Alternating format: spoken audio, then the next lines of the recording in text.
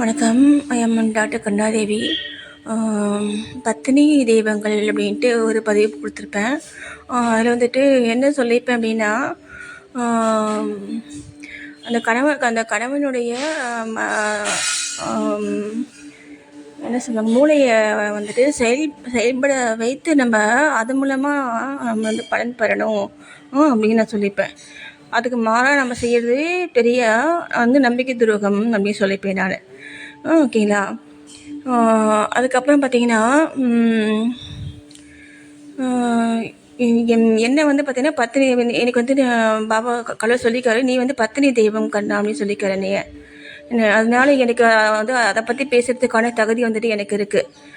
நான் எப்படி செயல்பட்டேன் அப்படிங்கிறதையும் என் மூலமாக கடவுள் வந்துட்டு மக்களுக்கு வந்துட்டு என்ன சொல்ல வராரு அப்படிங்கிறதையும் நான் வந்து சொல்லி தான் ஆகணும். ஓகேங்களா.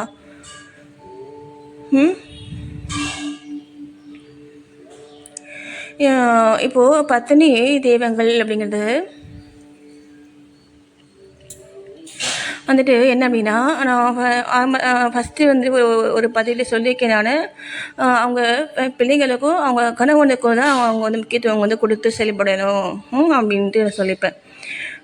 கணவனுடைய பார்வைக்கு தகுந்தபடி அவங்க வந்து செயல்படணும் அப்படின்னு சொல்லியிருப்பேன். 2 பேரும் வந்துட்டு மன பொருத்தமாக இருந்து செயல்படணும் அப்படின்னு சொல்லி இதெல்லாம் வந்துட்டு நமக்கு தெரியும் இல்லையா.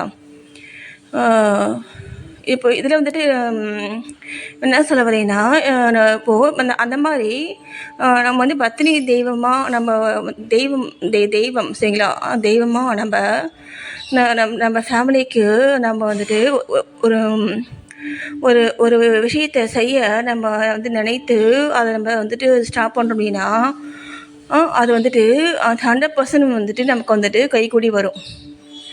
நான் சொல்கிறது புரியுதுங்களா. நம்ம வந்துட்டு எப்படி செய்வோம், நம்ம கனவுக்கிட்ட சொல்லி இல்லை நம்ம பிள்ளைங்கிட்ட சொல்லி அதை வந்து நம்ம வந்து செயல்படுத்துவோம் இல்லையா. அந்த மாதிரி நம்ம இப்போ தெய்வத்துடைய குவாலிஃபிகேஷன்ஸ் வந்துட்டு நம்மக்கிட்ட இருக்கணும் சரிங்களா. இருந்தால் மட்டும்தான் இது வந்து நடக்கும். தெய்வம் வந்துட்டு எப்படி இருக்கோ அந்த மாதிரி என்ன நல்ல தாட்டு, நல்ல செய்கைகள், இது எல்லாமே வந்துட்டு நம்மகிட்ட இருக்கணும். யாரை பற்றியும் வந்துட்டு கவலையை வந்துட்டு மற்றவங்களுடைய சிந்தனை வந்துட்டு நமக்குள்ளே வந்து இருக்கவே கூடாது. நான் சொல்ல புரியுதுங்களா. மற்றவங்க பற்றின சிந்தனை வந்துட்டு நம்மக்கிட்ட இருக்கவே கூடாது. நம்ம ஃபேமிலி, நம்ம பிள்ளைங்க, நம்ம கணவர், இதை பற்றின சிந்தனை மட்டும்தான் வந்துட்டு நமக்குள்ளே வந்துட்டு இருக்கணும். இந்த மாதிரி நீங்கள் செயல்பட்டால் மட்டும்தான் நீங்கள் வந்து பத்தினி தெய்வங்களாக நீங்கள் வந்து மாற முடியும். தெய்வங்களாக நீங்கள் வந்து மாற முடியும். அப்போது தெய்வமாக இருந்து நம்ம ஒரு காரியத்தை நம்ம வந்துட்டு செய்யணும் அப்படின்ட்டு நம்ம வந்துட்டு நினைத்து அதை நம்ம வந்து செயல்படுத்தணும் அப்படின்னா அது வந்து 100% நமக்கு வந்து வெற்றியாக முடியும். இது வந்து ட்ரை பண்ணி பாரு. இது வந்து நான் எப்படி சொல்கிறேன் அப்படின்னா, தெய்வத்தினால முடியாத விஷயங்கள் வந்து எதுவுமே கிடையாது சரிங்களா. அது வந்து எப்படி வந்து செயல்படுன்னா, நம்ம கூட யார் வந்து தொடர்பில் வந்துட்டு இருக்காங்களோ, நம்ம கூட யார் நம்ம சுற்றி இருக்கக்கூடிய நம்மளுடைய ஃப்ரெண்ட்ஸு, நம்முடைய யார் வந்துட்டு நம்மக்கிட்ட வந்து ஒரு டச்சில் வந்துட்டு இருக்காங்களோ அவங்க மூலமாக அது வந்து செயல்படும் சரிங்களா. அவங்கள நமக்கு சாதகமாக மாற்றி அவங்க வந்து அதை வந்து செயல்படுத்தும் சரிங்களா. இதெல்லாம் நான் வந்து ஃபீல் பண்ணியிருக்கேன். எங்கள் வீட்டுக்கு வரக்கூடிய சர்வன்ட்ஸ் எல்லாம் வந்துட்டு எனக்கு சாதகமாக பேசுவாங்க. அவங்க ஏன் பேசுகிறாங்கிறது எனக்கு தெரியாது, அவங்களுக்குமே தெரியாது. அவங்க மறந்துடுவாங்க. அவங்க என்ன பேசுகிறாங்கிறது அவங்க மறந்துடுவாங்க.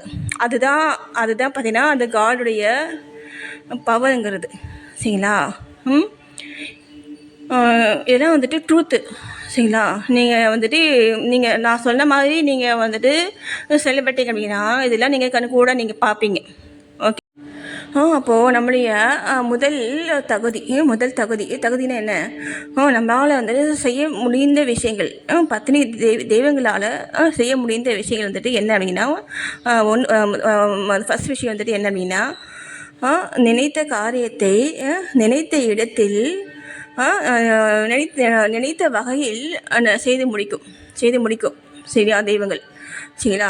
நம்ம அந்த மாதிரி நம்மளாலையும் வந்து நம்ம வந்து செயல்படுத்த முடியும் ஓகேங்களா. ஆனால் அதில் வந்துட்டு ஒரு முக்கியமான விஷயம் வந்துட்டு என்னென்னா, இதனால் யாருக்கும் எந்த பாதிப்பும் வந்துட்டு இருக்கக்கூடாது. அப்போ தான் நீங்கள் தெய்வமாக நீங்கள் வந்துட்டு செயல்பட முடியும். தெய்வம் வந்து உங்களுக்கு வந்து சப்போர்ட் பண்ணும். ஓகேங்களா? என்ன, யாருக்கும் எந்த ஒரு சிறு பாதிப்பு வந்துட்டு நேரக்கூடாது. நேர்மையான வழியில், நல்ல வழியில் அந்த சீட் பண்ணி இந்த மாதிரி வேலையெல்லாம் செய்யக்கூடாது. நான் சொல்ல புரியுதுங்களா? கடவுள் எப்படி செயல்படுவாரோ அந்த மாதிரியான அந்த ஒரு பரந்த மனப்பான்மையோடு நம்ம வந்துட்டு செய்யணும். அந்த அந்த வந்து ஒரு நல்ல விஷயம் வந்துட்டு நம்மகிட்ட இருந்தால் மட்டும்தான் இது வந்து சாத்தியமாகும். இந்த சுயநலத்தை வந்து வீட்டிடணும். இந்த சுயநலம்ங்கிறது நம்ம ஃபேமிலிக்குள்ளே நம்ம வந்துட்டு இல்லாமல் நம்ம செயல்படுறது மட்டும் கிடையாது. நம்ம தெய்வமாக மாறி நம்ம வந்து செயல்படும் பொழுது நம்ம வந்து ஃபேமிலிக்குள்ளே நம்ம அதில் வந்து இந்த சுயநலத்தை விட்டுட்டு தான் நம்ம வந்து செயல்படுறோம். அதே அந்த சுயநலத்தை நீங்கள் வெளியில் நீங்கள் வந்துட்டு நீ வந்து செயல்படும் பொழுதும் அந்த சுயநலம் வந்துட்டு இருக்கக்கூடாது. நான் சொல்ல புரியுதுங்களா? ஏன் யாருக்குமே வந்து எந்த பாதிப்பும் எந்த ஒரு சிறு தீங்கு வந்து இல்லாமல் அந்த விஷயத்தை வந்துட்டு நீங்கள் வந்து செயல்படுத்தணும்.